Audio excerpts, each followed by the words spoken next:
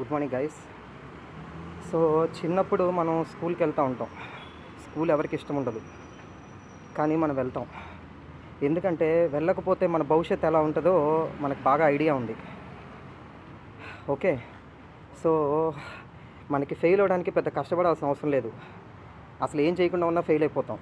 కానీ పాస్ అవ్వాలన్నా, మంచి మార్కులు తెచ్చుకోవాలన్నా ప్లాన్డ్గా చదువుకోవాలి, జాగ్రత్తగా చదువుకోవాలి. అలానే హెల్త్ కూడా ఈరోజు మనం చేయకపోతే దాని వాల్యూ మనకు తెలియదండి. చదువులాగే భవిష్యత్తులో తెలుస్తుంది దాని వాల్యూ.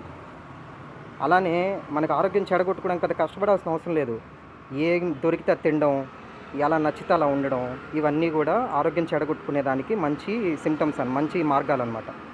కానీ మనం బాగుపడాలంటే మటుకు ప్లాన్డ్గా తినాలి, చూసి తినాలి, జాగ్రత్తగా తినాలి, మంచి ఎక్సర్సైజులు చేయాలి, ఇవన్నీ చేయాలి. ఓకే, ఇది అర్థం చేసుకోండి, బాగుపడతారు. బాయ్.